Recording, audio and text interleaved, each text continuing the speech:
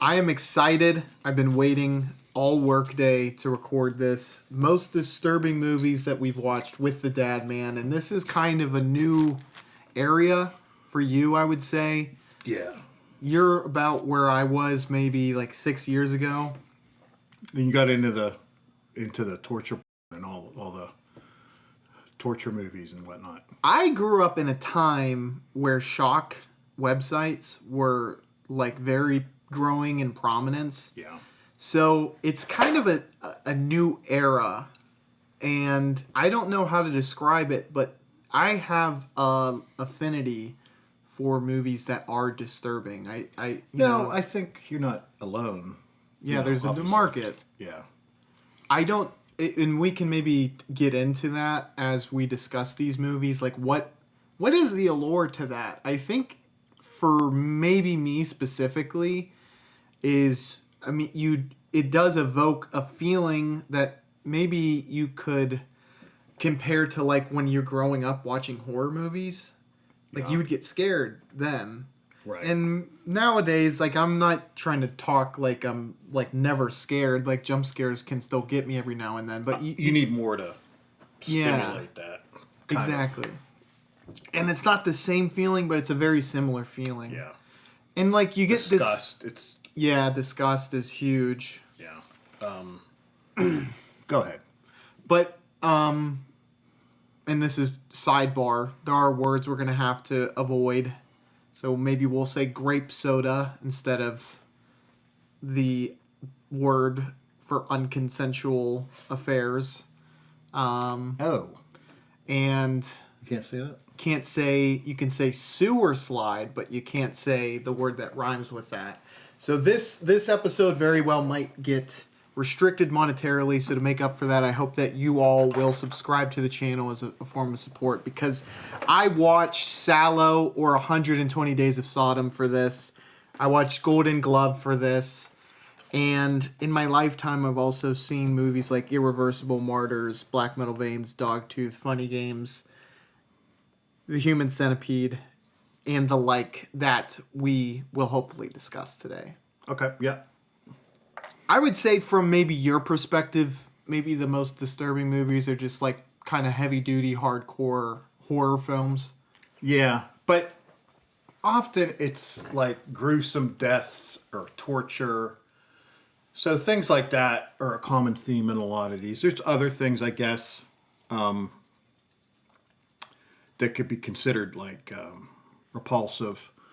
But, I mean, to me, that's cannibalism. Mm-hmm. What else? That covers like 90% of it. So I've kind of gotten to the point too. So it's like once you've seen so much gore, you get desensitized to it. That's kind of the thing with disturbing films. The thing that still hits me pretty hard is unconsensual contact. That really strikes a major chord with me. And starting up top, just throwing a banger out there right away. Mm-hmm. Irreversible by Gaspar Noe, or Gaspar Noe, depending on how you want to pronounce it. He is... I assume he's French. Yeah, I think he's Argentinian, but lives in France now. Well, I meant the name. You know, I think he's just a hip dude, so he likes to pronounce things French. Okay. Or he's Chilean, I'm not sure. I get the mixed up. From Argentina. He's made some pretty disturbing movies, but Irreversible is the end-all be-all for me. One is I Stand Alone. That has interfamiliar contact. All right. Familial. Pretty, yeah, did I say familiar? That one, I Stand Alone, is a lesser-known film by him that's pretty brutal. There's a scene where the butcher is the main guy. He knees a pregnant woman in the belly, which I would never recommend. I would never recommend doing that. No, apparently gynecologists pretty much agree on that one. 9 out of 10 hate knees to the pregnant I belly. want to talk to the 10th one. Oh, it's all right. Depends. Whatever. What kind of knee are we talking about? That's how they Did hard. And then the daughter is I think just very antisocial, probably because She grew up in a strange environment. Yeah, and he just befriends her. This is a father. Yeah, so It's not it's not common, but it does. it has happened. Yeah. Look at West Virginia, and I'm just joking. No, that's not right. I'm just joking. I have many people who have visited there and they hated it. But they came back alive. So we figure it's okay. Yeah, although, that's a social taboo. I mean, I'm not saying I'm in favor of it. I'm definitely not. But we find it repulsive. Mm-hmm. I mean, it's odd, obviously, very much. But I guess the big thing is when you do that, the genes get too Twisted. Yeah, too Keep it twisted. common. Because a lot of you knew the Russian royal family. Yeah, even the English royals. Well, yeah, right. Because a lot of those royals were all family, an extended family, and so the one son had hemophilia. Yeah. And that was from the familiarity of the genes in a relatively small population. Hemophilia. That's my favorite song, actually. I know. And you get the butcher's inner dialogue, which is pretty... Okay, why do they call him a butcher? I assume he does some things. Well... Or is he just I think it's just... cool nickname? I think it's just a cool nickname. I can't remember why they call him that. Did you see the movie? He might be a butcher by profession. I have seen the movie, yeah. It's been about a year and a half. And you don't know why they call him the butcher? Because he's kick-ass. You don't know. Okay. If you don't know, just say I don't know. That's 13 on my list. Did it make Just you to think give you a little... Okay. Well, that's... Okay, I mean... I'm not going to go through the whole list. I do 77 is a bit much, I would think. I want to touch upon Gaspar Noe up front, because he is, if you're into disturbing movies, he's one of the directors, the tentpole directors, as I would say. Mm-hmm. As is Lars von Trier, but Lars von Trier. Lars von Trier. That's my southern accent. That's bad. Next one is Climax. You could kind of argue which one should be higher. Maybe I Stand Alone is more disturbing. It's a dance movie, which you're not going to hear a lot. Where the punch bowl gets dosed with acid. Like LSD? Unbeknownst to the participants. Yeah, so there's 13 or 14 dancers just sipping sangria, and they're they start tripping bad. Mm-hmm. The head manager of this dance group has her son there with her, and the son gets to drink a little bit of sangria before they know, and doesn't end well for that kid. And another knee to a pregnant woman's stomach, which is pretty gruesome.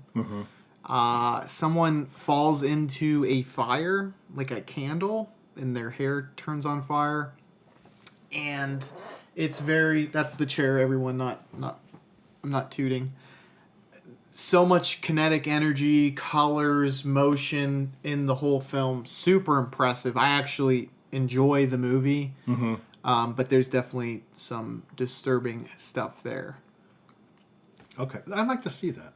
That one I think you would actually like, and it's not... I don't know, the stuff going on around it, you're you get a little groove on while you're watching disturbing stuff, so it's not just Are they dancing most of the time? It's back and forth. And then finally, Irreversible. That's my number one most disturbing.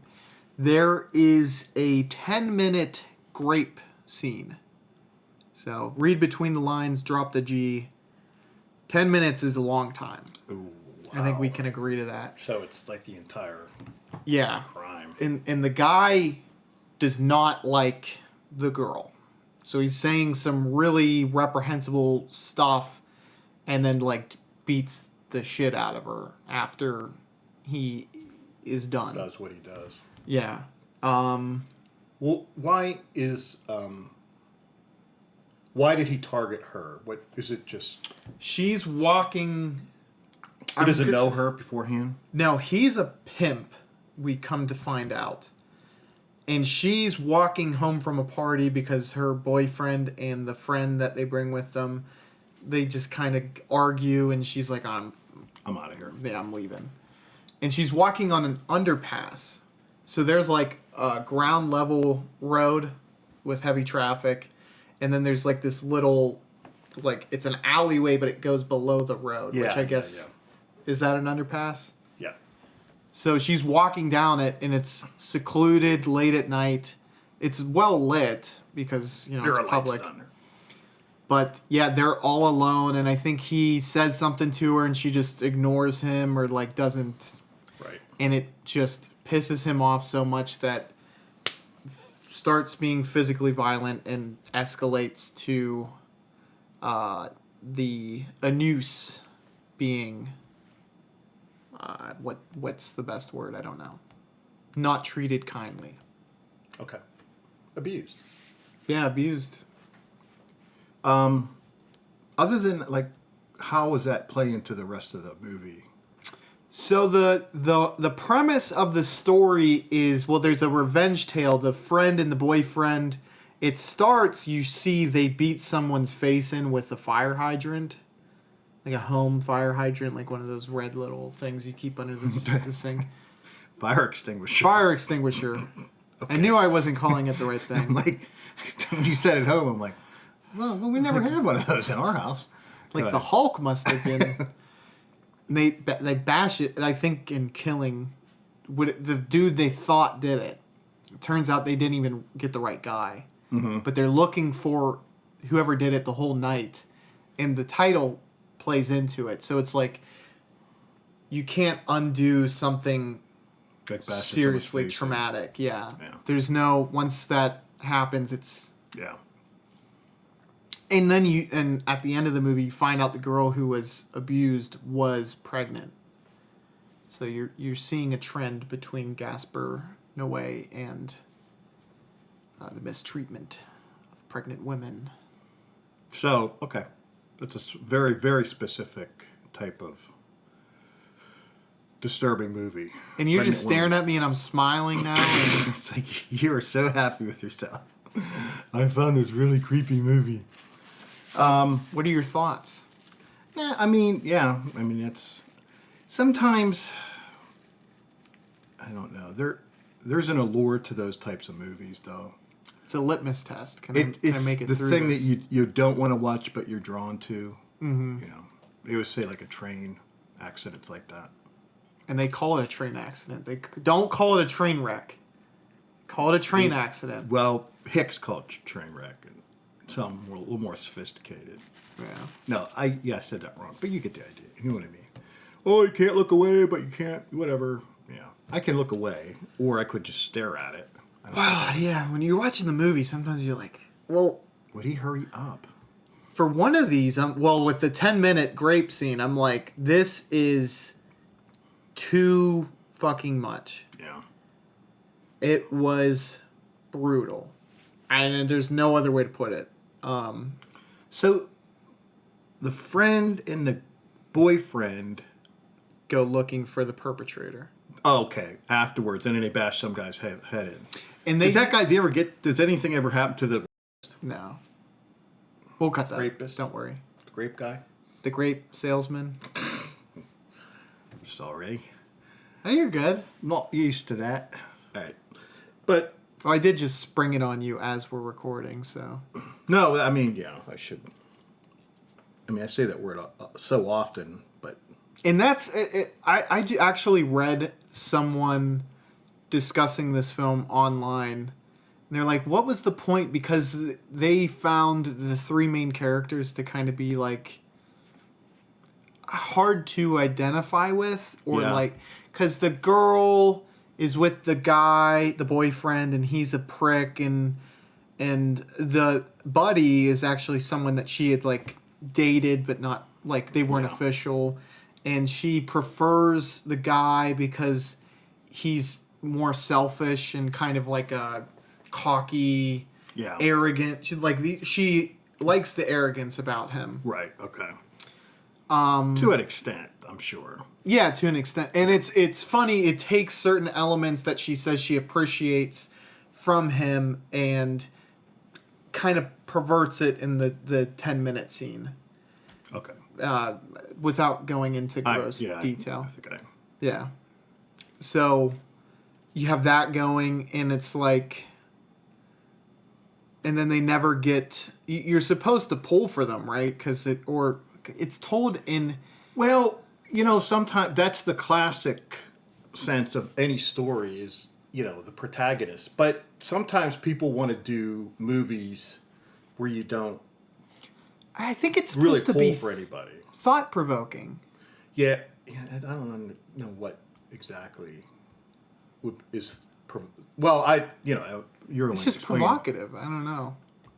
Provocative and thought-provoking aren't the same thing. Provocative, I mean, they're based on the same word, but provocative just means kind of something that upsets your senses, or your morality, whatever. Thought-provoking is something that makes you think. It's like, well, maybe this act of history or, the way this person's acting isn't what I would normally think. I think, I would think that that's a selfish act, but now I think, maybe, you know what I mean? That kind of thing. So would the middle ground be provocateur? No. That's just someone who's being provocative? Maybe. I think It's by someone who's being upsetting provocative. by upsetting you, I think he wants you to examine it and look deeper at it. It could be. I haven't seen the movie, but it could be just he wants to do a brutal film. Some things are just what's called a character study. Mm-hmm. It's like these people are in this situation. This is how they act. You're not. There's no deeper meaning. It's just this is a slice of life. And this feels like that type of people. Yeah. Despite how grotesque the situation they are in, it does feel rooted in reality. Those things happen all the time. How many oh my women gosh, are, yeah, like attacked it's like disturbing. I had no idea. I think as a guy you do take it for granted like how common that is. Yeah, women are like afraid all the they never want to be alone at night and probably even in their own apartment. You assume men are like all noble if you aren't like that yourself. Right, yeah. And there's a lot of ignoble people in the world. And this is very provocative, and I think maybe part of like what he's trying to portray is often so take this for example, if someone passes away, they're very much painted as an angel. Can we agree on that? Absolutely. Yeah. It's in bad taste to speak ill of the dead. Right.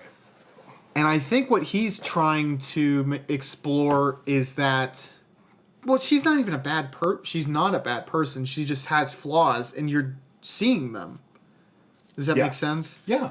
So not to paint her as angelic, when that's just not not the case in every case.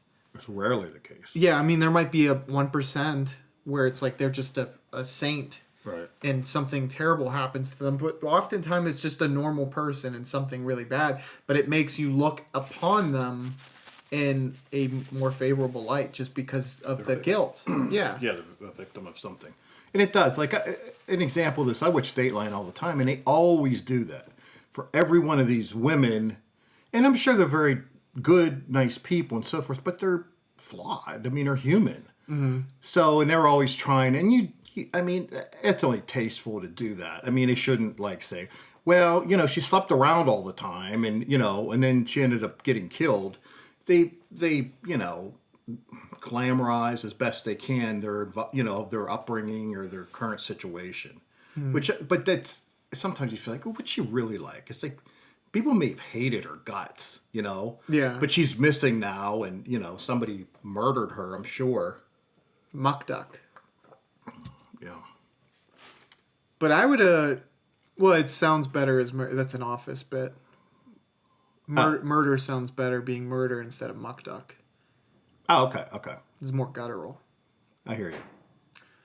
I would recommend Climax of those three. If you really want to push yourself, then go for the top dog. Okay. Irreversible is like...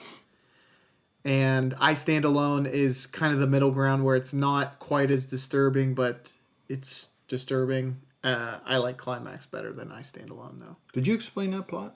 Yeah. The Butcher. Oh, yeah. You didn't say really... I don't know what the point of that movie is besides it's just this guy's descent into utter madness. Yeah. Okay. All right. Okay. Mine are more, probably less disturbing, a little more mainstream, where they, I wrote down some concepts of what I think generally are considered disturbing things that are sometimes in movies. So I did like Green Inferno. I like that too. It's disturbing enough. It's not like grotesque. Yeah.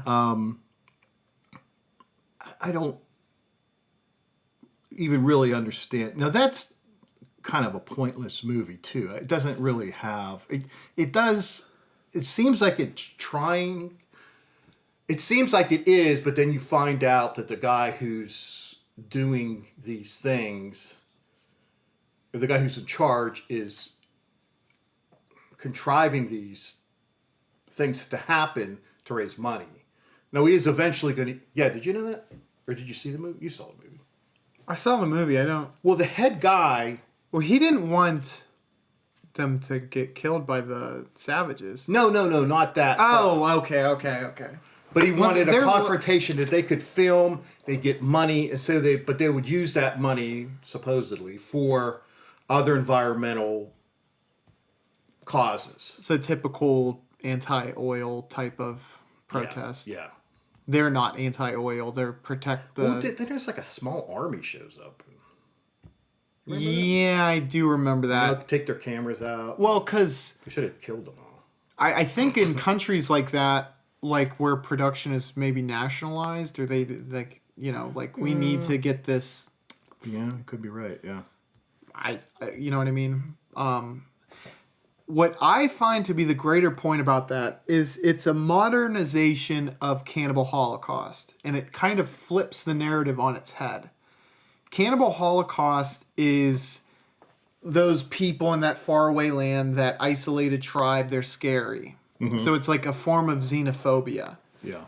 My freaking button keeps that's what making squeaky noises. Do you have a squeaky toy? This inverts it because the educated, college, hopeful, exuberant, they have idealistic people go there in hopes for the truth, and the truth is that they are cannibal.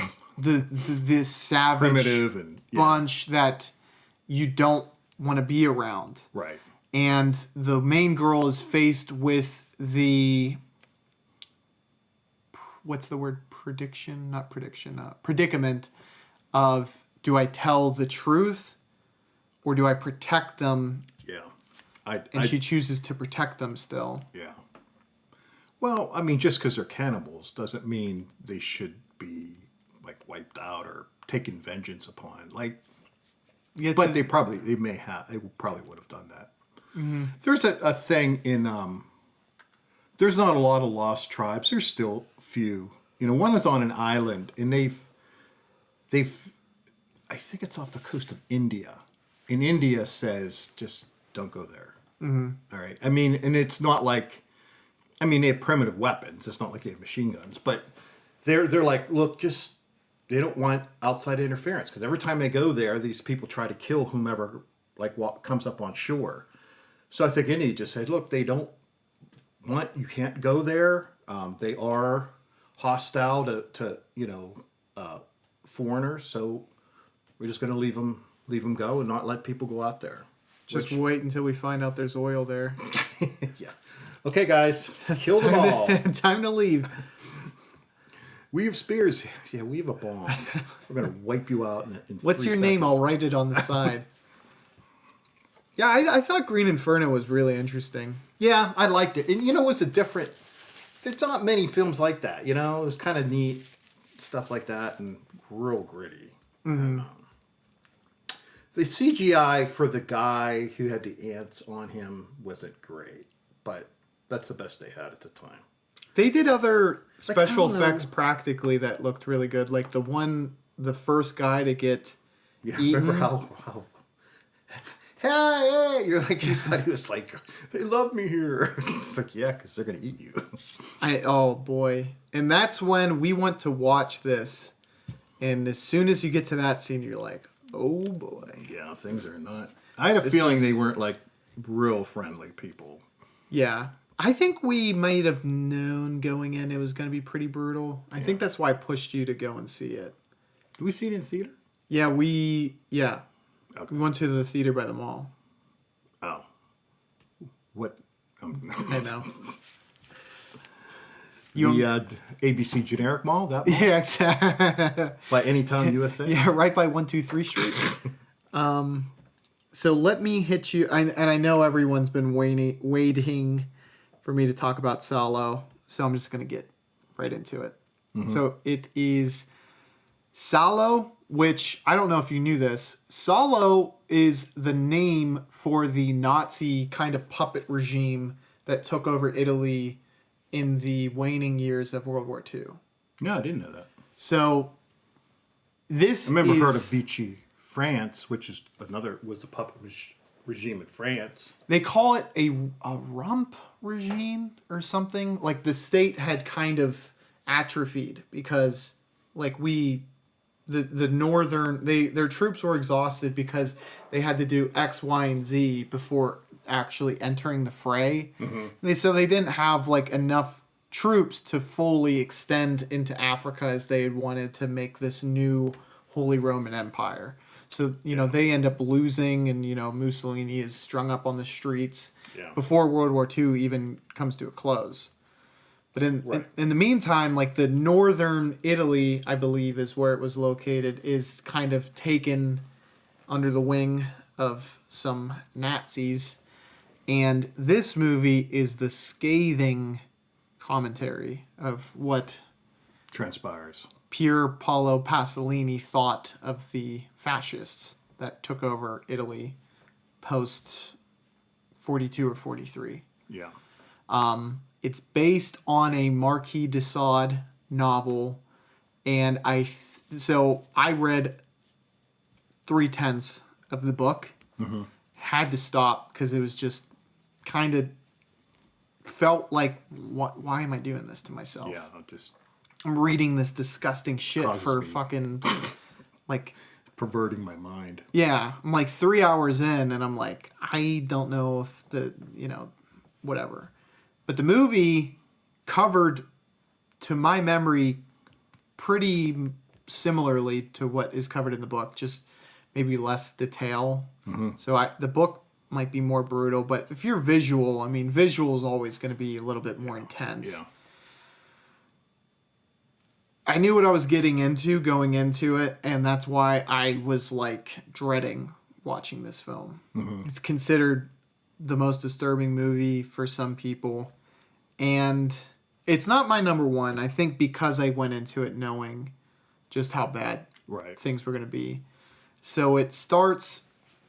The whole thing is they round up youths to be their kind of like muscle. So they give them these uniforms, like they're just like street hoodlums. They pick them up off the street. You're an officer now. You're an officer. Right. And then they go and they intermarry between their daughters, which I honestly, there's a lot of women who are in the same age range, and I can't keep track of names because that happens up top. I don't know if they're in the group of people they bring in. I think not. I don't know what happens with that, but you're supposed to assume that these gross guys are with each other's daughters, which is just kind of weird, but whatever. Then they go to these, they call them, it's a Spanish name, whatever. Not senora, but co-senora, something like that. Whatever. They're like headmasters of these schools.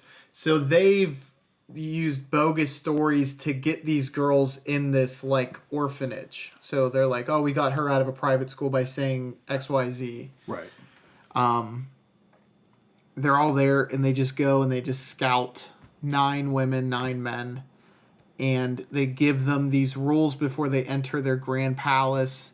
Like, no, you'll be punished if there's any form of like praying, religion. There's to be no male on female relations between the group of youngsters. And you have to follow their whims without question. And so there's these 4 kind of headmistresses. They tell stories every day to these disgusting, gross stories to kind of inspire the 4 guys. There's a duke, there's a prime minister, there's a president, there's a vice president, I think. Just to kind of open their imagination to doing gross stuff with the youngsters. And a couple of them die early on. And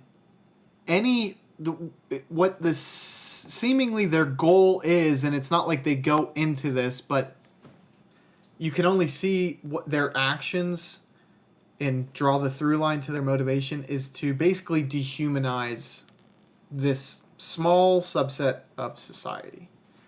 And I think, that's what the commentary is about, is that they roll with an iron fist, this fascist regime that took over, and their kind of ideology is inhumane. It's anti-humanistic, I think. Because it's you're trying to pervert physical relations. Yeah. You're trying to rip away any higher meaning through taking faith away. Yeah. And you're trying to pull away any hope of things getting better. Okay. Because they're stuck there. So there's poo. They eat the poo in this movie. That's one of the grossest scenes. Would that kill you? I've heard of that. I wouldn't. If you continually did it, I think you couldn't sustain yourself. Bacteria? Well, I know that, but isn't there? I think Ebola. Not only that, like thousands. I think there's like the bubonic plague germs on your crap. Yeah, I am. But it's going back through the digestive tract, so I don't know. I think you could very well get sick. Well, yeah, if you think about it, even if there's trace amounts, you could get sick, but I don't know if it would. If you rolled the dice enough, you'd probably die. Right. I just don't know how. But they probably didn't do it. It was just like for one of the dinners, that was the dinner. So that was not... Is that your phone? No, I think that's yours. Okay. Talk while I'm interested in fecal matter and death. So they eat the poo-poo. There's some pee play, which is not fun to think about. Obviously, there's relations amongst the boys and the men, which is also not fun. Humiliation is at play. The stories are really gross. And it ends with pretty much just the torture of, like, anyone who broke rules throughout the movie. And that's how it ends. Wow. But it's really well shot. Cinematography is A+. It really is. And quite frankly, like, the commentary, this is a movie that I would say is really easy to diminish or just kind of like, oh, I mean, it's just torture, it's just gore, it's just gross. But I mean, that regime probably was horrific. You know, Nazis, German Nazis, kind of holding sway over a country. I mean, why wouldn't you abuse your power? It's not even your people necessarily. Yeah. Well, I mean, they were not known for. Their niceties. Yeah, they were. Well, it's only minimally toxic. De poo poo. Yeah. I mean, that makes sense. Because it's, it's... They say a mouthful of human or animal poop, they use the old medical term for it, is considered to be non-toxic. Wow. But not appetizing. Take that to your doctor. I don't care how next many time. spices you use. That's not going to... Can't polish a turd. True that. Yeah, so what I recommend... I mean, it's a movie that I think is worth watching once. But, I mean, I don't think I'm going to watch it again. Yeah. I saw a movie, I was younger. I wasn't, like, real young, though. So, but I found very disturbing. And you have to remember, when you go back the number of years I'm talking about... We're talking at least 2 years, guys. At least 2. The threshold for what is considered horrific or, I can't think of it, another... disturbing, whatever, was lower. But it was an old movie called Mark of the Devil, where it was basically just torture. It was like this traveler, because I guess it was kind of true that they would have traveling people who would come by and try to get people to confess. I think it was during the Inquisition. So, when they say Mark of the Devil, because they used to like look at your body and look for like, if they saw a mole, it's like, yep, that's it. He's a Caught you red-handed. Yeah, principle of the devil. It's like, but you have a mole on your nose. It's like, well, yeah, that's a holy mole. But anyway, the different types of torture, like the one they pull a guy's tongue out. They were doing like stretching. Oh God, just. And that's a movie I can get behind. If I were to watch it now, it's it's basically just torture porn, but not too overly graphic. But just the way they treated people. Oh my God. I mean, I've read, like, I get this thing for these YouTube clips, and some of them will talk about the different tortures that different societies did. And oh my God, they got fucking creative in trying to cause people intense, long pain. Yeah. Maybe the most brutal one is covered in one of my movies. What is it? You want me to jump into it? Well, tell me what it is. Flaying. Well, cut your skin off. Yep. That's not that bad. It's supposed to be the most painful way to go. Nah. No, that'd be horrid. Yeah, that'd be terrible. But and let's stick on that kind of out of the movies talk where it's like things do progress, but just a slight counterpoint to that is Salo came out in 1975. Oh wow, really? Yep. So it's like not even very far removed from, and that's why they think the director died. It might be proven. I haven't looked into it enough, but they think he was assassinated by like a Nazi sympathizer. Oh. Interesting. But 75, and then I could have been killed by a religious fanatic too, for it was so grotesque and so. Yeah, they were just outraged by the movie. Very true. And the book goes back centuries. Well, to the 1800s. That's when the Marquis de Sade lived. Centuries, 100 years, right? Correct. Well, for us, centuries. But as maybe. Opposed to like aliens. keep time. Well, in the future, it's millennia. Yeah, I know. In the past, it's the future. And that's how every time travel movie goes. The past is the future. That's our new movie. Coming out this April. Did you hear about the new Captain America? Yeah. Well, did you hear what the actor said? Anthony Mackie? Yeah. Did he not like it? Well, he said, the Captain America is about truth and honor and, doing the right thing and whatever. It's like, it shouldn't necessarily be associated with America? So I think he's trying to say something that actually makes sense. He's just not verbalizing it correctly. You have to help him out. So man. in theory, being patriotic doesn't mean agreeing with your government. That is what I would take from that. But if you're Captain America. But in the comics, Captain America, if something that you think is a detriment to your people is taking place, as a patriot, it's your job to stand up and speak out. I understand that, but he basically is saying that the way we are now is antithetical to Captain America, to American idealism. Well, that just depends on your political. Well, yeah, but if you're playing Captain America, don't say that. I mean, you could think. I don't care what you think. I mean, yeah, there's always problems. There's always. So was this in question to the current president? I guess. I mean, I don't. He did not. Or was it just specify. Speaking? Well, if he didn't, you give him the benefit of the doubt. Maybe he's not saying. Yeah. Okay. Because that is something that's very well known in the comics. Is Cap would often go against the U.S. government. Okay. All right. Like I don't know if that way, but I mean he was definitely anti-Hitler, but I mean like when they're writing, was he? No, Hitler bad. He punched Hitler in the comics.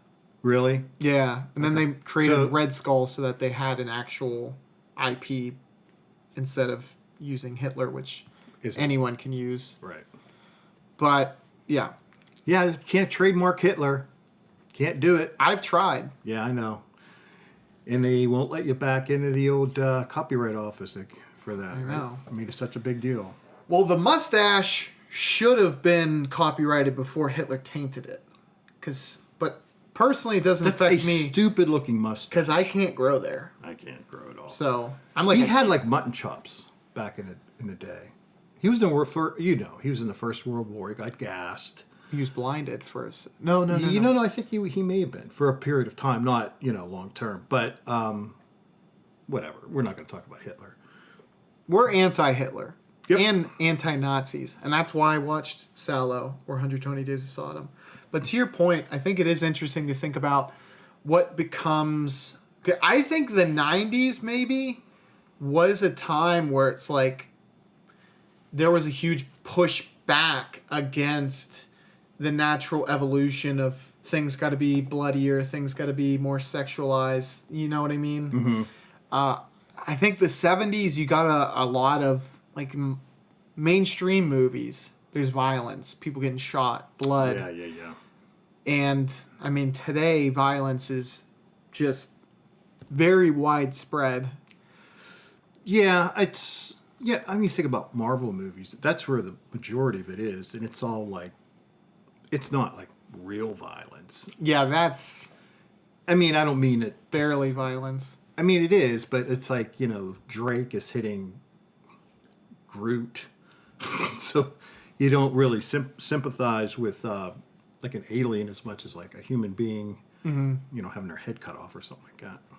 Yeah, but I guess even in the action movies, I don't know. R-rated movies seemed like in the 70s, those were the shindig. But I think it's because of the revenue stream and how that all worked, where you could... Well, R was a big deal in the 70s. I mean, R meant something. I mean, it really doesn't now. R is pretty much like, yeah, it's probably not for kids, but they can get in. If you're with a parent, you can go see anything, I think. Well... Oh, yeah. But even NR 17, yeah. You could be like 15 and go with your dad or whatever. Well, yeah. Maybe not. I don't know. I haven't been. No, that, yeah. For real. Yeah, you can do that. Well, NR-17, I actually don't know how that works. Because there's not many of them. There's not many, yeah. You're getting screwed if the rating company gives you that. Well, I mean, it kills your audience. Even the R does. Yeah. I mean, the R used to be I don't think anybody really wanted the R, but some people are like, yeah, it's going to end up being an R. We just to the nature of what the film is. Mm-hmm. So they just had to take it. But they didn't want to be a PG movie. Do you know what I mean? Even though they wanted the PG revenue. Yeah. But they weren't a PG movie, Exactly. And that's why, like, even, like, saying the F word, it's like you get one now. I think even if it's, like, PG. Really? I think so.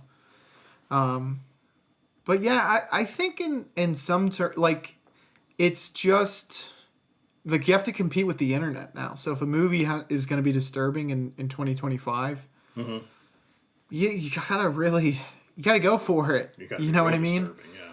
Like Terrifier is a new series that's like gory, and it's kind of known for that. It's like, oh, it's the new gory thing, but like to an extent, it's almost an expectation if you're going to be a memorable. If you have a villain that is the recurring character for a series, like Jason or whatever, there's an expectation that you have creative kills, and like you kind of got to get gory if you're going to go creative. Absolutely. Yeah, absolutely. Like for that kind of movie, yeah. It's on my Letterboxd list, but it's not in the top 20. Green Inferno was. But yeah, Terrifier doesn't... like, the highest one is at 35 on my list. So it's like... Terrifier is 30... Is that what you're saying? Yeah. Okay. So it's not even cracking the top 30. Yeah, so it's not. Barely disturbing. It's a fucking bitch movie. Bitch made. It's about Boy Scouts for crying out loud. Did you ever see Wrong Turn? I have not. I didn't watch the whole thing. And it's it's one of those about hill interbred hillbillies, classic thing. So, and I didn't watch, like I said, I didn't watch the whole thing, but I watched where they burned a guy alive, and it was gruesome. That's Hills Have Eyes. Yeah, that's what I said. You said, have you seen Wrong Turn? Well, yeah, but then I was talking about The Hills Have Eyes. And I was supposed to know this. Well, You transitioned without saying the transition. No, I just got the name wrong. That's okay. You knew what I meant. But I'm glad. Yeah, I watched that with you when I was young. Yeah. And I shrieked like a little baby girl. They did a good job on a. I said, turn it off. That's why you didn't watch the whole thing. Oh, okay. Well, there's also a assault going on while the dad is burning. Okay, yeah. So it's like a fucking intense scene. Don't go in places like that. Well, that's why we said that's why we don't motto like West Virginia. That's the what is it? The mantra. No. There's something of the story. The Moral, yeah. Don't go those places. You'd ever down. But after Deliverance, every man who's ever seen it should know not to go in those places. Don't go kayaking ever for any reason. Yeah. I've seen that. And okay, that's disturbing. That's a man's worst fear. Yeah. Yeah. But it's a good movie too. Yeah, it is pretty good. Because Burt Reynolds is in it, Ned Beatty. John Voight might be in it. John Voight's the main guy. Is he? Okay. And then I don't know who plays the guy who gets the Ned unfortunate thing. Oh, that's him. Yeah. That's a really good movie. And that's unfortunately what it's known for, and that takes place like not even at the halfway point of the movie. Right. And it's like well, it made you what it did. I mean, it was really super shocking, but it made you trying to get away from them or fight them, in order to get away from them. And so, what that does is it establishes them as something you really got to get away from because they're just perverted freaks. They don't have the same ethics or morals or values as you. Yeah, they're like They give rural folk a bad name. Yeah, and that's where Dueling banjos. Yep. And And I don't know if you remember the kid who was playing it. he looked like a genius. And he's probably really cool. Now, apparently, they had to have him wearing a shirt where someone else's arms could come through and play the banjo, so it looked like him. Okay, because he was probably some freak from wherever. A guy. Okay, we got to find some kid. who is so weird looking. It looks like he's never been in the sun ever because his face was so white. Do you have a guy was dropped in a vat of acid as a baby? Yeah, that's Carl. Carl comes in here once a month. Can you play the banjo? No. He can't read. We'll figure that out. Yeah, that's it. We'll put arms through the t-shirt. They'll never know. Yeah, that kid sells it. That's the foreboding. Right. That's like, ooh. This Yeah. might not be a good idea. And I love how Voight is continuously sucked in further and further into this revenge plot because Burt Reynolds strikes the guy with his bow and arrow. Yeah. And they're like, should we tell the cops? And they're like, down here, like, you would trust the cops. It's going to be a jury of them. And in the midst of that, he kills a complete innocent because they think it's one of them scouting. Like, they're so paranoid now. He sees someone on the cliff and they kill another guy who has nothing to do with anything. Can't be Gotta too crack careful. a few eggs to make an omelet, right? Do you remember the very, very end? And what it's kind of symbolic. Well, let me guess the scene because I have seen this recently. Where the sheriff is like, "Don't ever come back here" or something. Like he kind of knows that they did it, but is telling him to get out. Later than that. And then it's the lake has washed over the town. Is that the scene you're thinking of? Voight goes back. No, I didn't know that happened. Well, that's why they were going on that lake. Well, they were what they built a dam or. Yeah, they dammed it to create a lake, I guess. The part I'm talking about is you could see there's a hand that comes up through the water. Because they were hoping everything would just kind of... Well, I thought that was in his nightmare. Okay, it's not the same thing? No, I'm kidding. I guess I haven't seen it in 40 years. So. Wow. Yeah, you think John Voight had a nightmare. It's like, it's always going to stick with him, not because he felt guilty. Yeah, go ahead. Not because he felt guilty. You thought he'd get caught? But he was worried about getting caught. And at the end of the day, if you commit a crime, sometimes the guilt isn't the worst part. It's the punishment that happens from being guilty. And I want you all to remember that moving forward. If you commit a crime, first of all, maybe try to commit one where you don't feel guilty doing it, because that can be a punishment in and of itself. Only commit a crime that you are okay doing the time for. So don't do the crime if you can't do the time. But it's one of the few Burt Reynolds movies I've seen. And quite frankly, it's a layered performance from him, and it's not something you would think. He's not a great actor. He's a terrible actor. Burt Reynolds plays himself all the time. Tom Cruise has a beef to pick with you, or bone to pick with you, About playing himself. It's layered, though, because he's the macho man, kind of like, I know how to survive, and then he's weakened to a state that he has to rely on others. because he Fucked his leg up tremendously. tremendously. They showed that. Whew. Yeah. Okay. Yeah, that's not acting. Hell, I could have done that. Yeah, whatever. Nobody listens to you.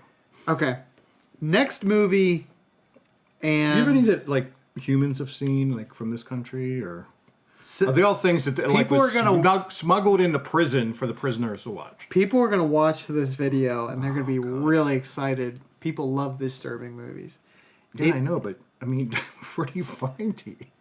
It's like a subculture, man. It's a niche. Okay, well, they don't want to, go on the dark web to order it. But good. Yeah.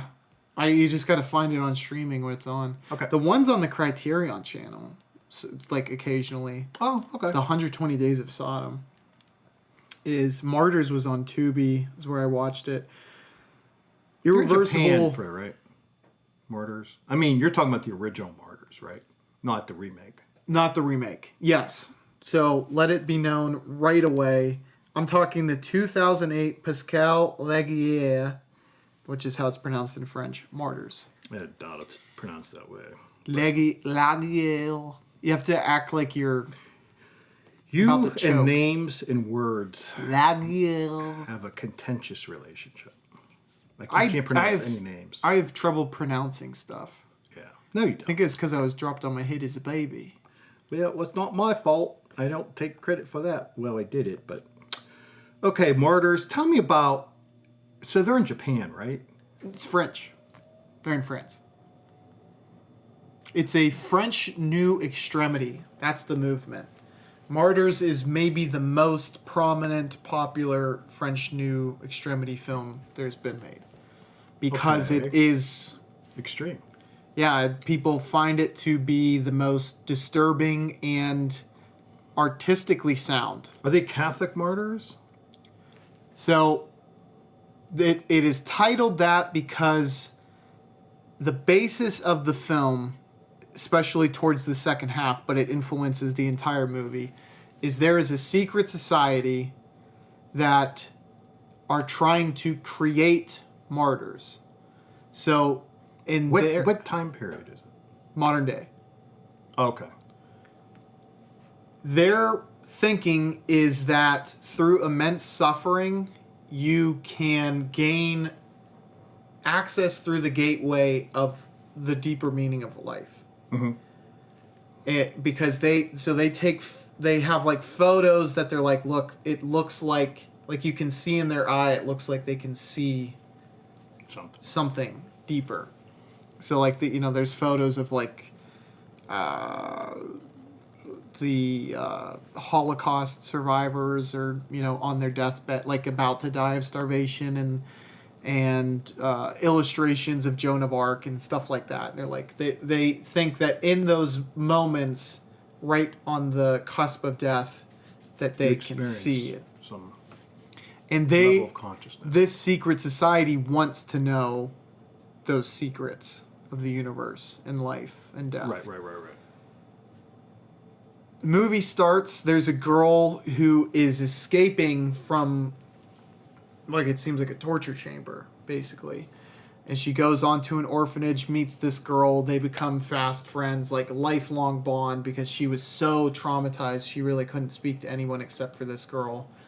And they both age out of the orphanage, and she accompanies the person who had been tormented to a family's house. Meanwhile, you get senses that like this girl has been so deeply traumatized, like she's seeing things that aren't there. Okay. Which is just like the first half. It only plays a role. They go to this family's house. She's like, "Are you so and so?" Yep. Blam! Shotgun in the chest. Right. You're like, what the fuck just happened? Gets the mom, and then she asks the kids certain questions, like, "Did you know?" And doesn't even take any chances. Like, ends up just basically annihilating this whole family. Mm-hmm. And you're like, because of the vision thing, you're like, she might not be mentally sound, and she doesn't act very stable. Mm-hmm. And the visions eventually get the best of her. Like, she was hoping, because this is, in your mind, you're like, maybe it was the family that had her captured. Mm-hmm. Maybe not, because she seems so unreliable. The visions is of, like, it's like the personification of like the evil thoughts in her mind, or basically the torment that she faces. And it eventually, like right after killing the family, leads her to still taking her own life.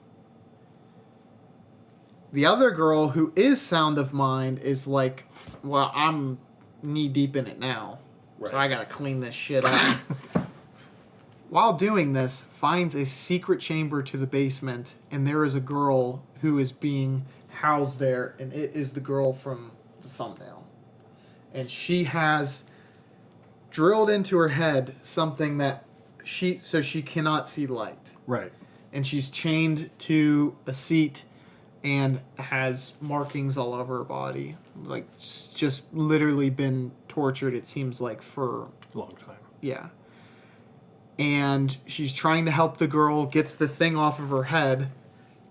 Oh, I didn't know you wanted a... No, I always thought you were going to knock it over. My bad. I am talking excessively with my hands, and no one can see it. They can sense it, though, I think. In that basement, she just took too long, and the secret society found her. And guess who is next up on the menu? This girl. Okay. The most impactful moments of her torture aren't the flaying, which I alluded to earlier. That's the end product of what happens. Mm-hmm.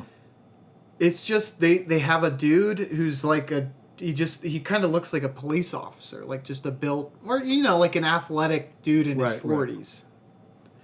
And he's just like, it's just violence between a man and a woman, but it's so real. Mm-hmm. And I don't know, it just kind of hits you. Right. It's like a gut punch while watching a gut punch. It's just really hard to watch. But getting to the end, they flay her, and she does see something. And the head woman, the head madam, has it whispered to her, and they have a meeting planned where she's going to say, this is what... And her number one confidant is there. She says, keep believing, and then she takes her own life. So you're left to ponder what it is. Yeah. That could be interesting. I would think I would like that.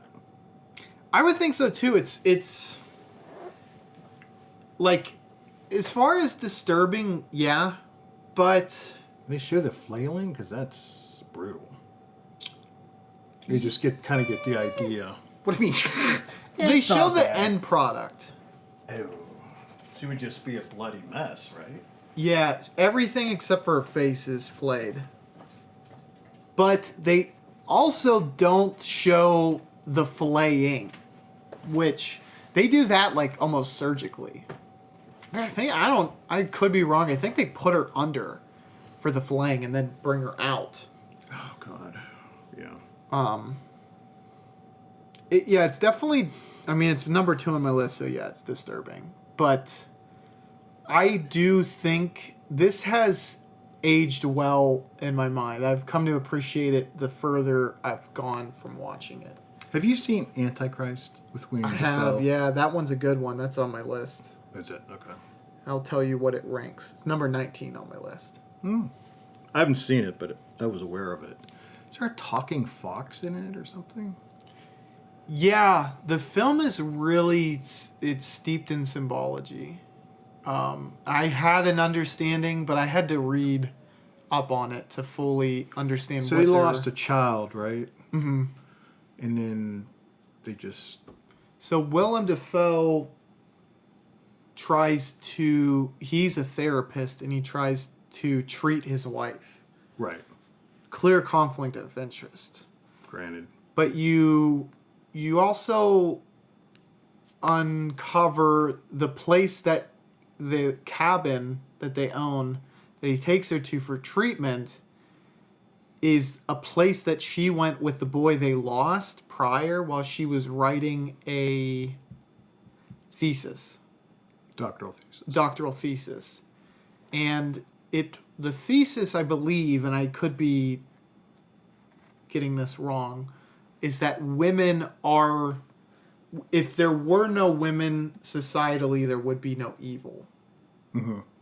And that takes life in the film because it turns into a fucking psycho. Okay. By the end of it.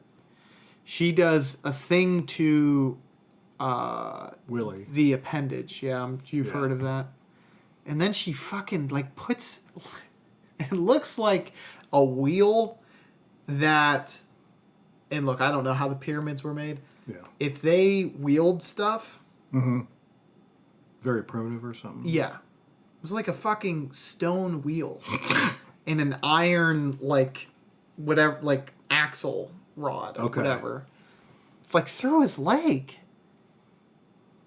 while he's unconscious. Like does the thing to the appendage, and that knocks him out. Yeah. Because the pain, I'm sure, would have been A lot. insane.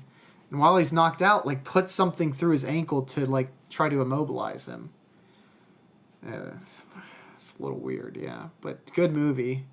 Yeah. If you like, What's it called? Antichrist. it's a good point. That would be something uncovered through the readings. I think it's like it has to do with her thesis. Okay.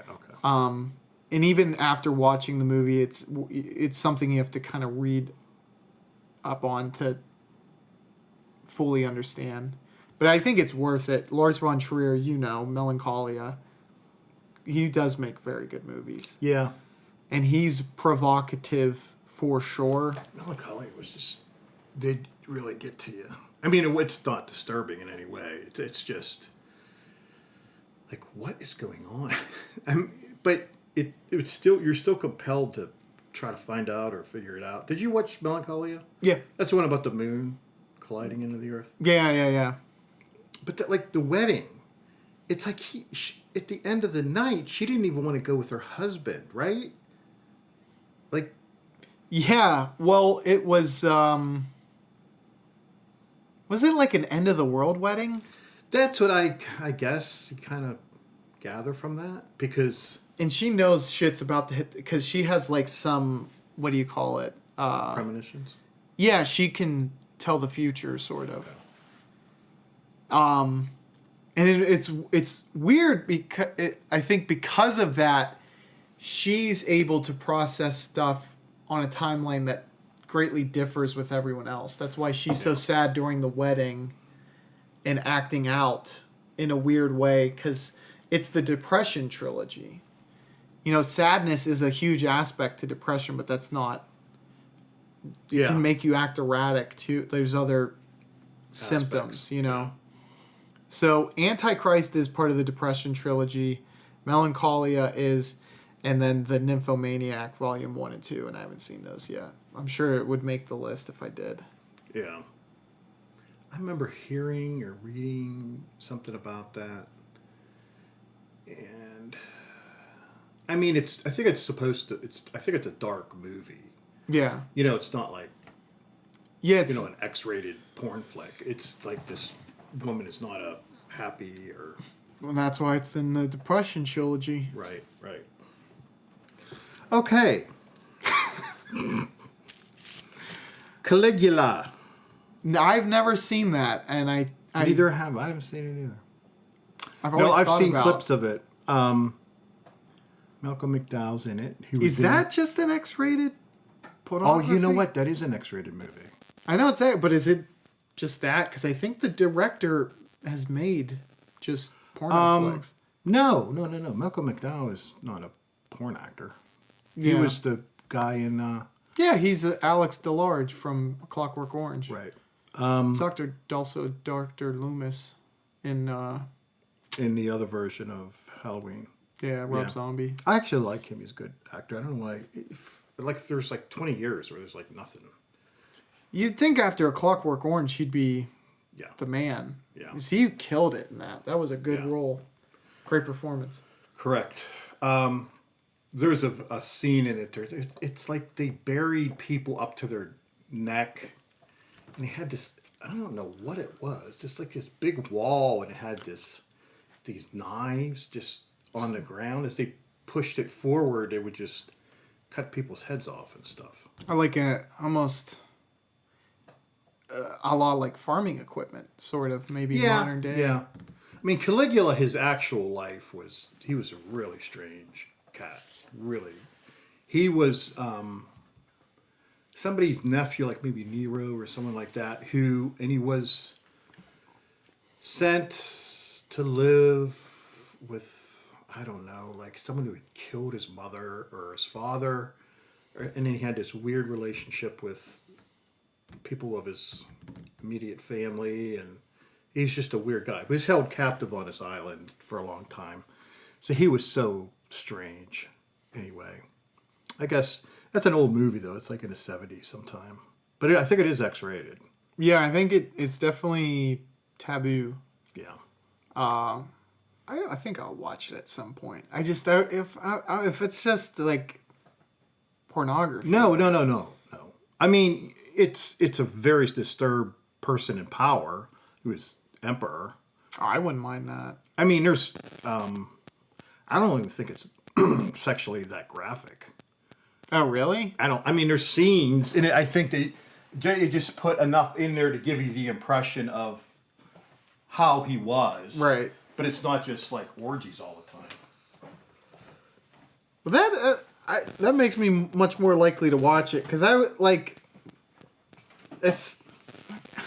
what's the point if that's what makes it so disturbing? Like it doesn't appeal to me. But if it is actually, because evil Roman emperors like Nero and I guess Caligula too, it's like. We had that book growing up. Do you remember? It was like most evil leaders.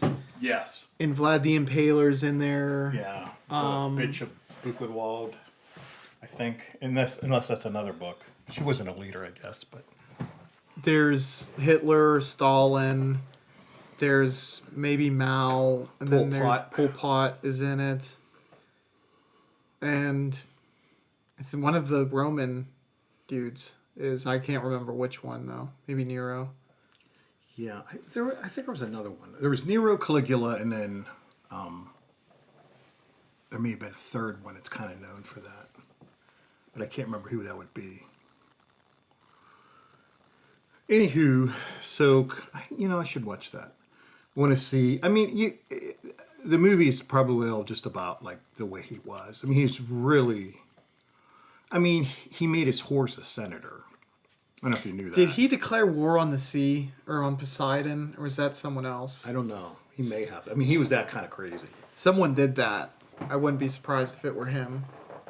And if he's the one who made his horse the senator, it might have been him. Yeah. Which is just a funny thing to do. That's a good gag. I mean, that was his way of saying, and he loved his horse. You're all as stupid as my horse. My horse would be a better senator than, he had despised him. And they likewise, and he was assassinated. I don't know how. He was only emperor for less than 2 years, I think. That's a short tenure. Yeah. It's not even a 10-year tenure. No. And that's what you aim for. Yeah. At least 10 years. Yeah. That's why it's called tenure. All right. The last one I'll torture you with is, I mean, I can touch upon some other ones too, but this one's just worth mentioning because the director has made other stuff that's actually far worse than this that I have not seen yet. But this is Black Metal Veins. It's the only documentary that I've mentioned and definitely the highest up documentary. It's a what's the word? They don't interact with, they don't stop anything harmful happening to the participants. It's just observing heroin addicts. Oh, okay. And they're a black metal band. There's some clips of them playing music. Right.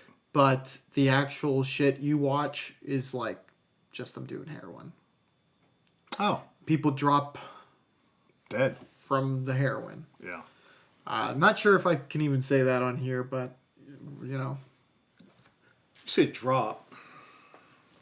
We're already playing with fire with this episode, but that's okay. Well, we've been terribly graphic.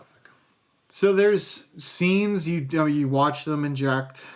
One of the dudes, his teeth are fucked up. Yeah. You think you have dental problems, you should see this dude's mouth. It is disturbing. Fucking yes. It's mucked up. He injects himself with Jack Daniels in the neck, which I don't think is good for you either. as a tribute. One of his friends died, so he's like, I'm gonna inject myself with whiskey. Yeah, I don't know what would happen if you did that. What did happen to him?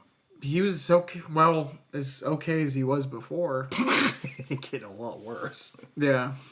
The one girl at some point just like passes out and starts vomiting blood, and then you don't see her again. Mm-hmm. So you're supposed to believe as an audience member that she OD'd lethally so. So they just, a metal band just filmed.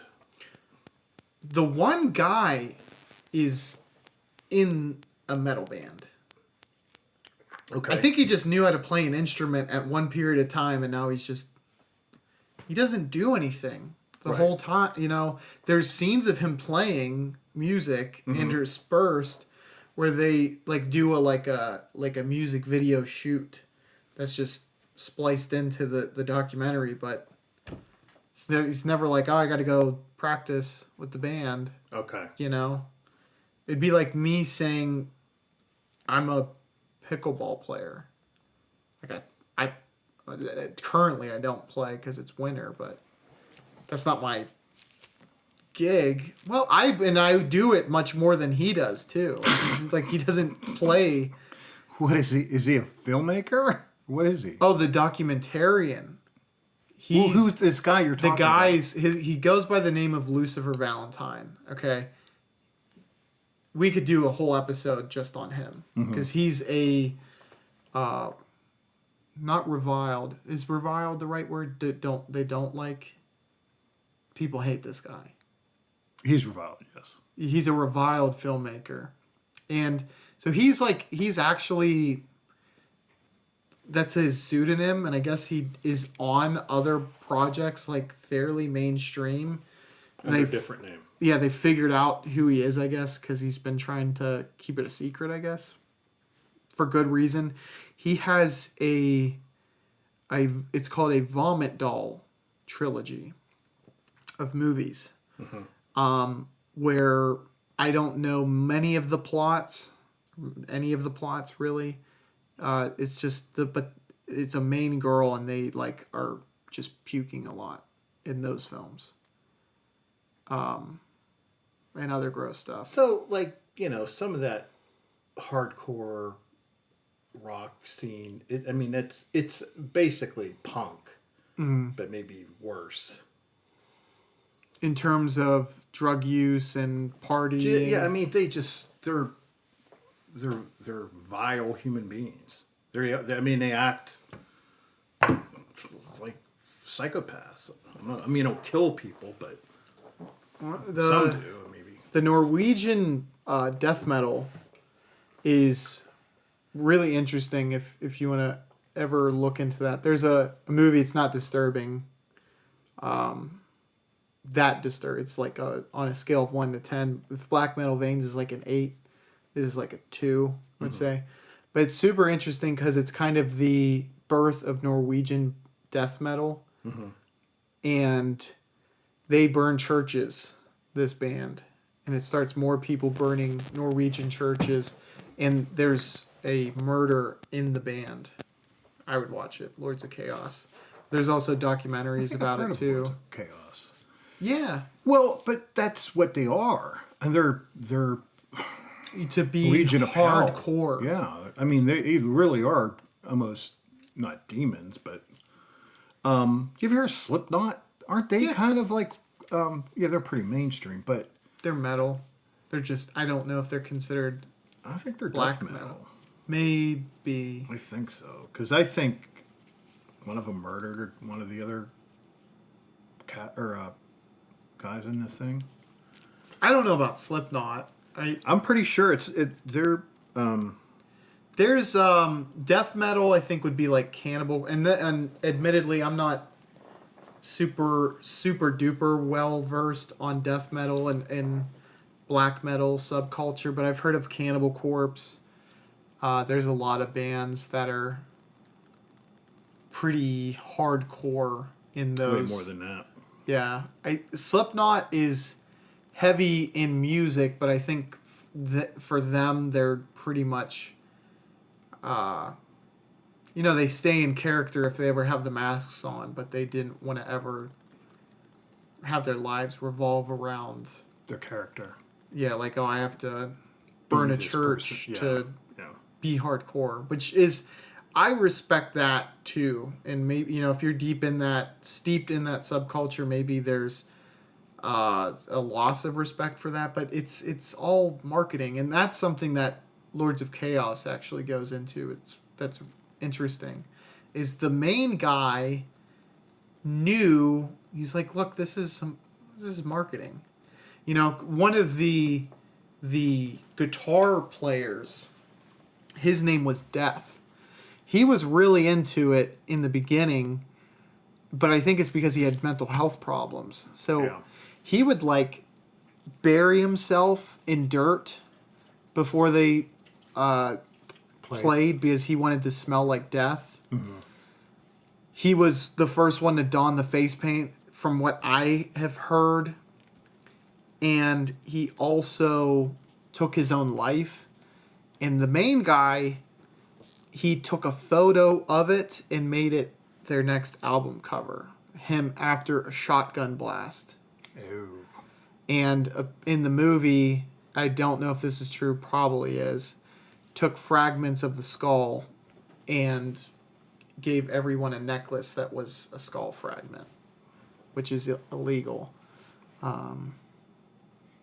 Yeah, that would not be. But that's not the murder I'm talking. There is another murder that ends up taking place afterwards. Is it a band member? They do it, or they are killed? A band member? Could be both. Well, I'm not going to watch Lords of Chaos. It's both. Okay. You should watch it. So a band member kills another band member. Yeah, you should watch it. Maybe that's what I'm thinking of, and I thought it was Slipknot. Maybe I'm confused. I think it is. I think it is Lords of Chaos, because that's what I was remembering was that. I mean, they were not. I mean, some of them, apparently not all of them, but they were just at least two. And even the one who's perceptively smart is a little wacky. Isn't quite. It's not like someone. It's like, guys, this is great marketing. That's actually scarier. Yeah. When someone's doing something crazy and they're like, no, it makes sense. Just listen to me on this. Yeah, but he's dead. I know. You know what our next album's going to do with numbers? I've listened to some of that band's music, though. It's not the best. It's not bad. Some of that death metal. I mean, it's very much, a lot of it's all kind of sounds the same. Like, rah, rah, rah, that kind of voice and shit, generally, and just really hard guitar. And yeah. I don't dislike it. I don't dislike it either. I don't listen to it, but it's not, I wouldn't be able to listen to it for, multiple songs in a row. Well, did death metal, it didn't start in Norway, did it? That's Norwegian death metal. That's just their... Is it black or... I can't remember. I think it's death metal. Sometimes I call it speed metal. I've heard it called that. But there might be something slightly I think it's something different, speed metal. But it definitely, technically, instrumentally, it's very difficult, I would think, because it's super up-tempo, and the guitarists have to be they proficient. Go hard fucking core. Yeah. And I'm sure drums, too. But vocally, it's not going to They call it black metal. Norwegian black metal? Yeah. Okay. But Black Metal Veins is... Yeah, it's mostly the scene with the girl, and also hearing their backstories and shit is really depressing and disturbing. On top of that, the biggest thing about this is there is some speculation as to whether it's real or not. What? If Black Metal Veins is a documentary or not. If you go and not... Or dramatization. Yeah. It seems pretty real. I went into it thinking it was real, and that's why it is top 5 on my list. I mean, if it's not real, then it's still fairly high, but not 4. Yeah, right. Yeah. Because you think you're seeing some, really fucked up shit. Yeah. From what the director is a real scumbag. I wouldn't be surprised if it was real. I wouldn't be surprised if it was fake. Mm-hmm. Either way, though, I mean, it's entertainment. Yeah, and I mean, of its own type. Because I came out of that one just feeling just not good. Lost a little hope for humanity after Yeah. that. It's like, well, maybe if you all died, it wouldn't be such a bad thing. So it's actually like it preys on your hope for humanity. It's like seeing the lost sheep of the world, and you empathize with them. So you're like, When you're just watching them, that they're just so fucked, that it's never gonna. and they're like probably irredeemable, and like, you know. Yeah, you're right. It's so hard to get off heroin anyway. I think meth is the most addictive. I think I read, and they said, like, if you took 100 people who are trying to get off meth, 7 will eventually get off of it. 7%. I mean, that's terrible odds. That is pretty bad. Once you get addicted, it's highly addictive, and it happens quickly. See, I would think heroin. I can look it up whenever I do the edit. Not that it's because and this is a super subjective thing. Mm-hmm.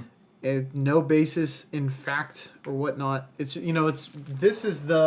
that's the upper end of the spectrum, and the lower end of the spectrum, the downer end of the spectrum is heroin.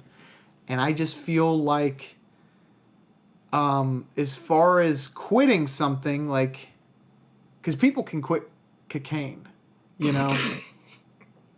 Well, okay, meth is not cocaine. I'm talking about crack here. Right. Well, meth is super crack, basically. Yes. Well, it's crack on crack. yeah. I mean, amphetamines are... So this says, all right, I looked it up. Cocaine, it says, is the most addictive, which, whatever. And then it says meth. And then opioids, which would be heroin. So opioids is third. Mm-hmm.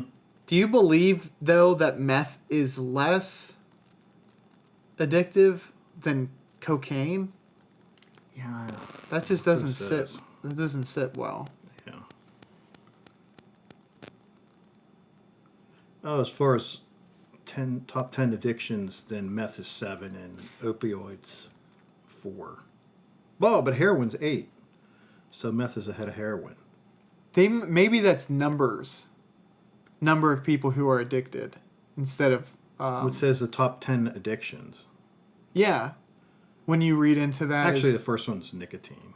As number-wise. Alcohol, marijuana, opioids. Yeah. Okay.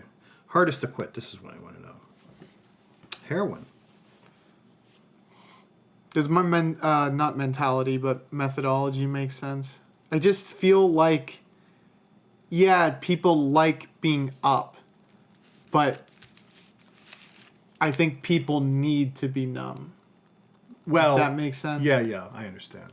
Yeah. It's like, yeah, I want to keep partying. I want to stay here. I want to stay here. I want to stay here. But once you can come to Jesus more easily than you're like, I just want the world to be, I want to be dead to the world. Out. Yeah. With that, it's just a much more deep-seated to implode as opposed to explode. So that goes to show you that primarily that drug addiction is for people trying to escape pain. Yeah. Emotional pain. Because they're trying to block it all out. And meth, I don't know what it does for you as far as that goes. It's like you probably don't think about your problems all that much because you feel like Superman. Yeah. Well, I think with that, it works on, like, if you have a very... I don't know. You like, I don't know. It's not congruent with people who just like to be high energy. But if you're you don't like who you are, it's like you get to be someone else. Yeah, that's a good point. Yeah. So they both are escapists from your current condition. Yeah, but regardless, heroin's more addictive. So I was right. Good job. Yeah. Why would I say meth? I didn't. I said meth, you idiot. Got you to admit it. Oh, you asshole. Oh, sorry, I can't say that. So that's what's drilled into her head. I was looking at the thumbnail sketch, ladies and gentlemen at home. And I drew that. Yeah, you did. I know. You're a good drawer. Thank you. A lot of autistic kids are. We don't go by that anymore. Spectrum kids? You want to go by that? We go by Diddy kids. Okay. Yeah. Did he do What's it? up with him? I don't think he's doing all right. Yeah. He's had better could days. Be better. Shouldn't have got that sugar cookie down from the Bronx. Some other movies I'll just throw out there. Dogtooth is good. Disturbing. What is that? I've heard you talk about that. Or mention a name. It's a Yorgos Lanthimos movie. He made the movie, I'm going to look up the title, but it has Emma Stone. Oh, the Frankenstein? Poor Things, yeah. I like that. I didn't see it. It might be good. I'm not crazy about her, so. Well, she's not. I don't have a problem with her. It is about isolationism, a la North Korea, maybe, feudalistic Japan. And I think Greece may have had that at a certain point. I don't know. Maybe. He's Greek. I just figured there was maybe some historical context to it. But this guy isolates his children. He has a normal day life. He goes to his job, whatever. But they're all secreted away. Yeah, and they're like adult children now. And their conception of the world is very limited. Fucked up. Yeah. So that one's good. And it gets its name because he says you can't leave the house until your dog tooth falls out. And obviously... Canine? Yeah, that's your dog tooth. So... That never falls out. Or doesn't. Exactly. It's not the first one to go. Okay. So, your adult dog tooth. Right. So, funny games. Michelle Hanukkah. In the, Mount Rushmore of disturbing directors. Gaspar Noe. Lars von Trier. I think Michelle Hanukkah makes the cut, too. Oh, my God, yes. I haven't seen a lot of his films, but from what I have seen, Funny Games is the most disturbing so far. That you would like. Tell me about it. It's a home invasion movie where they torture, they play funny games with the family. Right. They just enjoy, and there's supposed... agony. Exactly. Emotional agony. And it is commentating on the hyper-violent media of the time. Okay. Because they go by the names of Peter and Paul, and they call each other Beavis and Butthead, and it's like the generation raised on media becomes hyper-violent like the media they grew up on. Oh, okay. I think it's interesting. Might be a little bit highbrow for you. Will I understand the words? Because I mostly watch cartoons. Yeah, it sounds real highbrow. It's good, very good, and it's horror, so you would like it. The Human Centipede. Yeah. That's just, it is what it is. Right. Everyone, the story, and it's gross. Elephant is good. We discussed this in our last episode when we were talking about whether The Matrix influenced Columbine at all. Yeah. Which I don't think so. Just the time, it's too tight of a time window.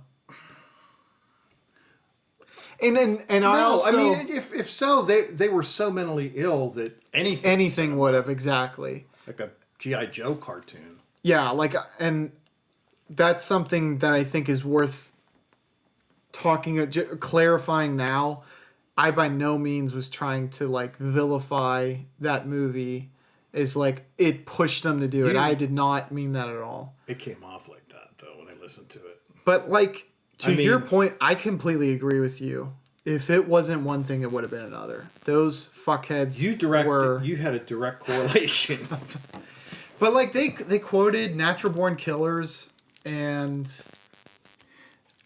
in modern society, They would have we're going to done have it. people like. I mean, there's people. you're fucked up. Yeah, it is. I mean that's what's going. I mean, I'm not saying, but I don't know how you stop it. You know, I mean, these kids didn't seem. Get this. They did a study in comparison to just average people in their age range. Yeah. People who do that to schools watch less violent and play less violent media. So video games, movies. Really. Yeah. It's such a small group, though. It's hard to. Yeah, I mean, the numbers aren't... But you would expect if there was any correlation, be it would high jump. end of it. Yeah. Exactly. It's like, well, that's all he did was, play, first-person shooter games. Yeah. And, like, I remember when they were trying to pin Manson for that shit. Marilyn Manson. Like, come the fuck on. That was a thing back in the day. I remember. Nowadays, I think people actually get it. Yeah. They said, like, Twisted Sister, for some reason, that Dee Snider, they had in front of Congress talking about, they were talking about a correlation or Was violent. he pro? Did he think He was defending art, the arts, I think music. it makes It's sense. like, what?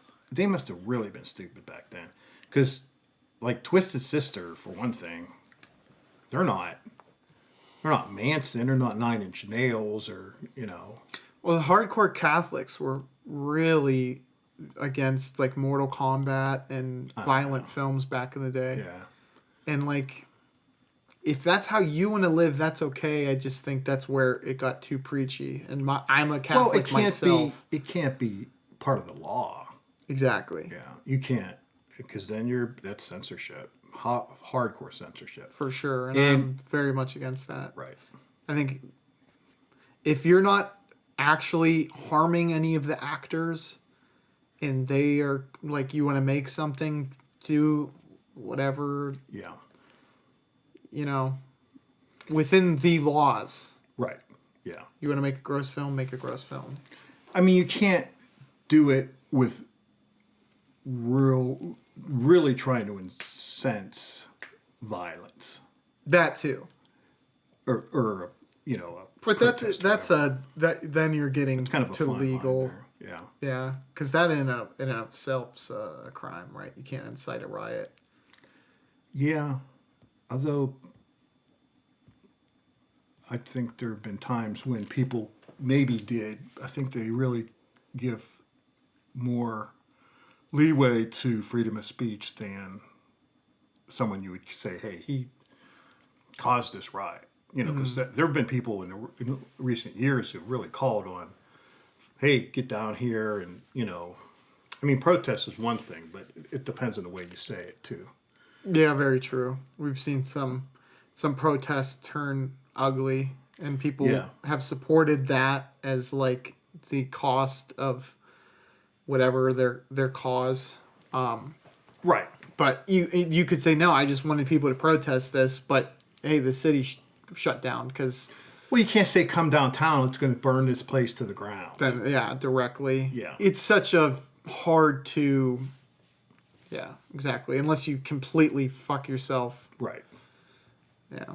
But I'm very much free speech when it comes to stuff like that. But Elephant's a dramatization of very much inspired by Columbine. And obviously that's pretty disturbing stuff. Yeah. And the two main were gay, a la You said that Dylan last time. Klebold and Eric Harris. Those dudes two. Well, do they know that for a fact? I have a strong inkling that they Okay, were. don't tell me if gaydar, because I think you've tried that before, and you don't. They were willing to die for each other. But, okay. They were both on the same cause. They weren't dying for each other. Well, the one hated Jewish people, and one of them was partially Jewish. And the one that killed the other killed the one who was partially Jewish. So do the math. Well, he probably wanted him to kill him instead of trying to do it. Sometimes it's pretty hard to turn a gun on yourself. I agree. But I'm So just he may have saying... said, I mean, that was a mission. They were on a suicide mission. A sewer slide mission. Sewer slide. mission. It's all good. I can edit. But, you know, they weren't planning on going to prison. Yeah. But I think what makes people feel better that to believe that there's a hell is fucks like those two. Yeah. Yeah. Honestly, I think that's the reason that, not initially. It was fear. If you don't come to the church, you'll go to hell. Yes. And then in today's day and age, I think people don't believe that as much, for sure. Don't believe it as much, but I think there is some what's the word? It makes you feel better. Not maybe condolence. Could you use? There's condolence in the fact that if I'm good, I can go to heaven, and if someone's really, really shitty, they will be punished. There's justice. Okay, yeah. That's probably the best way to put it. Right. Because with those two fuckers, or anyone who does that, I just see that as the ultimate cowardice. Well, you create such pain. Yeah. On such a wide scale. I mean, that alone, it does more than that. People don't feel safe anymore in their own schools. Parents don't feel safe. But the actual victims, my God, you've destroyed their families. I know. I can't even... There's a good one on here. It's not one that I was going to mention. I'll mention it very quickly, though. It's called We Need to Talk About Kevin. It's from the perspective of the Parents mother of a killer. So good. Is Tilda Swinton? Is that Tilda Swinton? And she's an amazing actress, yeah. And it's John C. Reilly is the father. Yeah. And the kid who plays a psychopath is the actor who plays Flash, who's actually gotten in some trouble for He's a strange guy. Is he from Alaska? I don't know. There's something but about... normally when someone's from Alaska, they won't shut up about it. So I don't know if he's from... I think he's from Alaska. And he somehow almost took guardianship of some Native American girl. It is really odd. I've read about him. When I read it, I'm like, he shouldn't be even in public. He's completely insane. He's kind of gone off the... Yeah, there's video of him choking a woman in public. And I think he did it again afterwards. He was on the run because they were going to prosecute for that. He was on the run and he did it again. Maybe. I don't know. I know the one. I saw the video because I'm like... Well, you hear stuff about actors and you're like... Yeah. Are they just painting him to look like the bad guy? Right. And this one... You're like, I think he's the bad guy. This does not look good. He is a bad person. It's from what I remember, it seemed like he was at a meet and greet, and the chick was like, it said something slightly off-putting to him, and he just lunged without, yeah, which is kind of a crazy thing to do. I would agree. So they casted the right person for that film, without a doubt. So if you want a double feature that's just going to very much depress you. Is MCU, it's dead, right? No, they're still going. Well, as far as actual success, it's nowhere near where it was. They're still churning profit. It's just not heaps of money the way they were before. I don't even know if they're making profit. They're making revenue, but... Yeah. I think they're cutting into the green. But I haven't looked at their financials at all to know for sure. I think some of them would be losers, but you would be surprised, even the ones that we didn't watch, how many people still went out and saw those, man. I've seen numbers. I've read on some of the numbers. Snow White's going to cost them, although this is probably some big money to Disney, but $200 million, I think. And they read it. Well, if that's the budget, you have to consider the budget that is posted on Wikipedia does not include the marketing budget. But to be fair, I don't think they've marketed it much yet. I think they're afraid to. Every time they do, they put a trailer out, and it's like the trailer was like considered. Oh, well, that would be marketing, I think. Oh yeah. Maybe, yeah. Oh, yeah. Well, it's marketing, but I don't know if that is part of the expense. Well, yeah. That is taken. That does not get included in the budget number on Wikipedia. If that makes sense. Yeah. Because they don't know how much, probably at the time.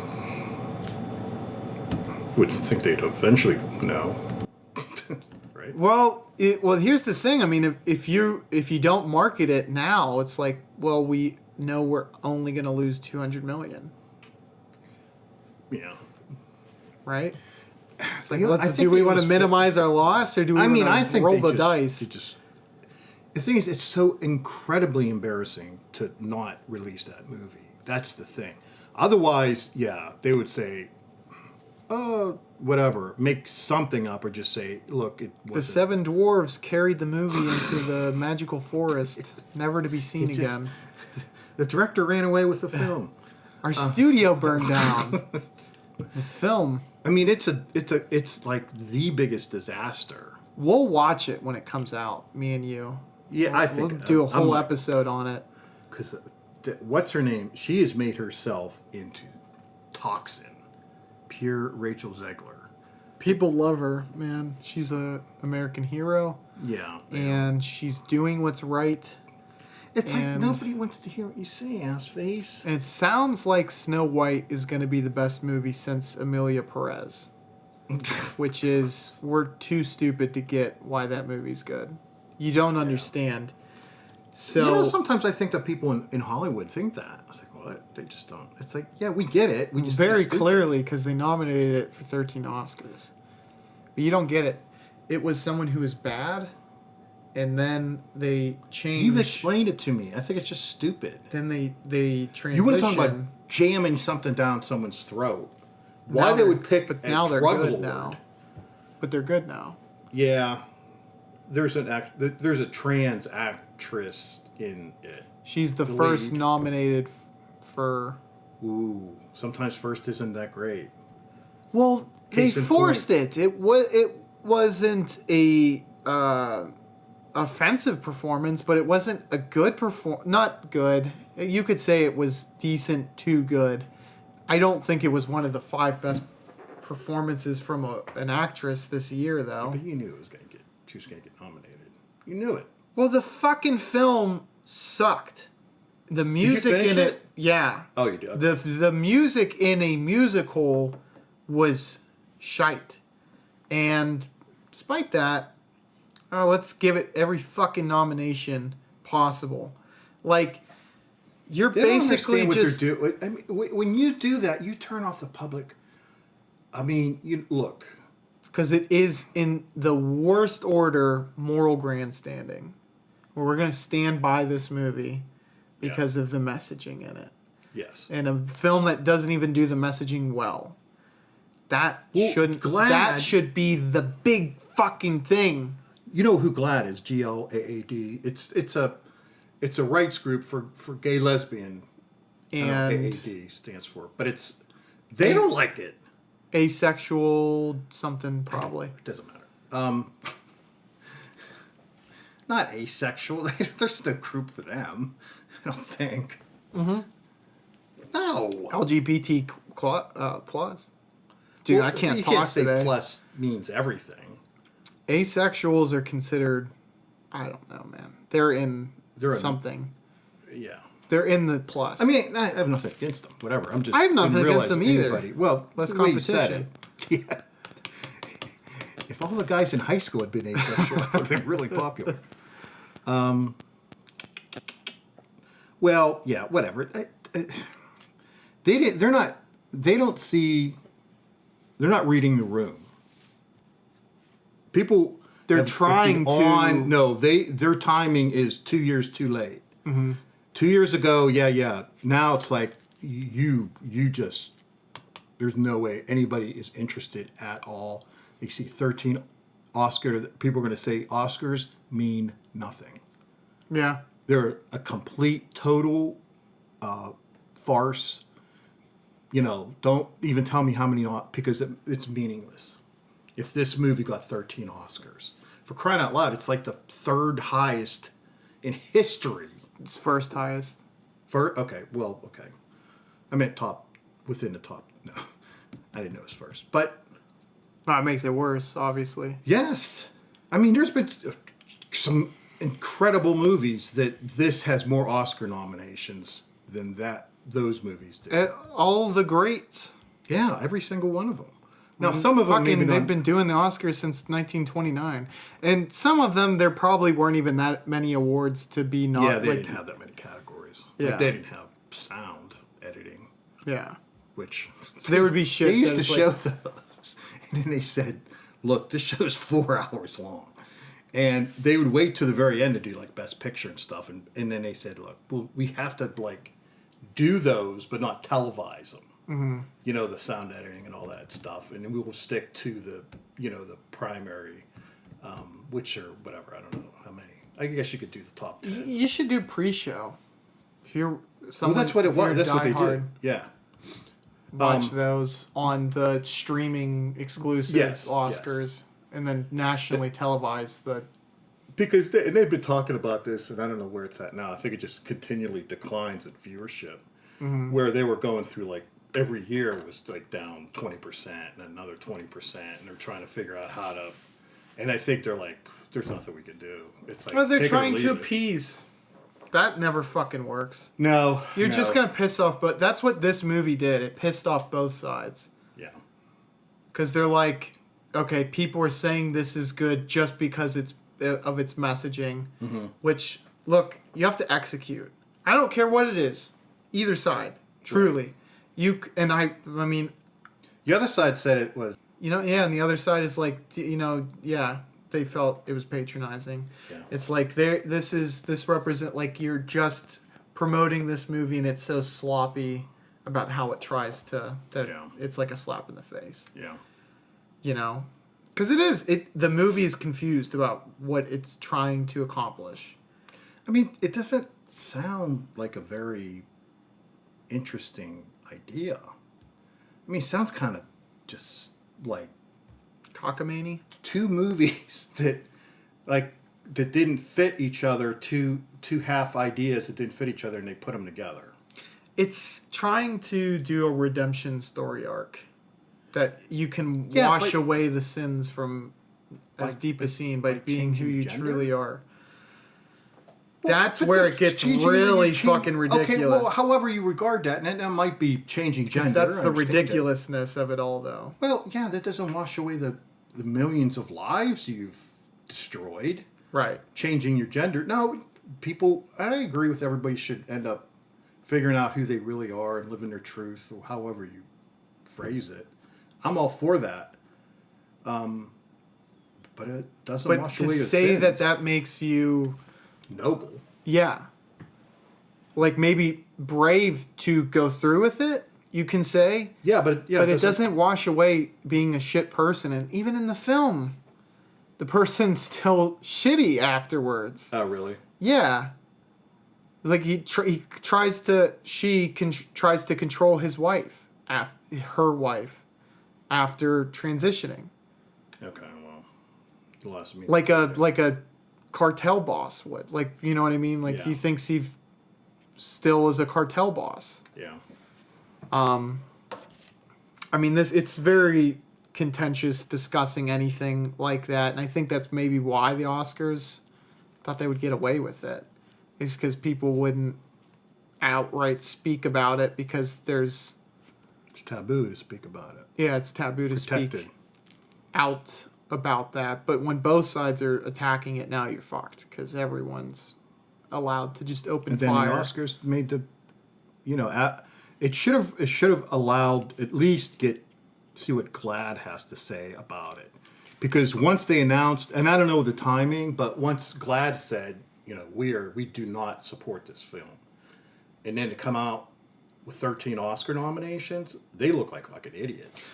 Well, so Cannes, you've heard of Cannes Film Festival? Yeah. France. They gave it the jury prize. Yeah. And critics, the majority of critics have rated it positively. So I think the Oscars was just the last... Following suit. Yeah. winning with Global or Golden Globes, probably the same thing. I don't actually remember them winning anything there. Okay. But I didn't watch it. I just heard a couple like, oh, so and so won. Yeah. You know. So if it wins Best Picture, it will be a legitimate mar on the record of the Oscars, to where people would be like, look, it's done. It's dead. We need a new thing to come up because they fucking killed it. Different. Yeah, we got to look at things differently. But 13, I mean, maybe 6 or 7. But now you say 13, you're saying this is a masterpiece. It's proficient in all areas, whereas it's not. Right. It's deficient in most areas. But yeah, I just think it's moral grandstanding, which is that's the norm in Hollywood, and that's what they're trying to do with Emilia Perez. It's sanctimonious. They didn't hit the mark on this one because both sides are thinking that they're full of shit for doing so, and right. They got caught with their hand in the cookie jar. Right. So sucks to suck. It does suck to suck. But people are not happy. I think Oscar numbers are going to drop again. Well, that's going to hit it hard. Yeah. That alone, people are going to associate the two, and they're going to find that preachiness more than they're, it's like, I want to be entertained. If you can't entertain me, I'm not turning you on. I'm not turning the channel to you at all. You kind of have to be a film nerd. Avoid it. You have to be a film nerd now. Yes. To kind of be into it, because it's not the biggest. I don't know. It's kind of different, because now the good movies or the so-called best picture isn't always like something that is readily available. Yeah, right. Yeah, most people, a vast majority, has not seen whatever becomes. Yeah. There's a good amount of Oscars I haven't seen. In the 50s, 60s, and 70s, maybe that wasn't the case, but today, every other year, it's going to be one that's not like... In the 90s, maybe early 2000s, I don't know, but they would get a bump from getting the award. Now, I don't think it does anything. Well, it increases name recognition. It depends on if it is one of those lesser-known films.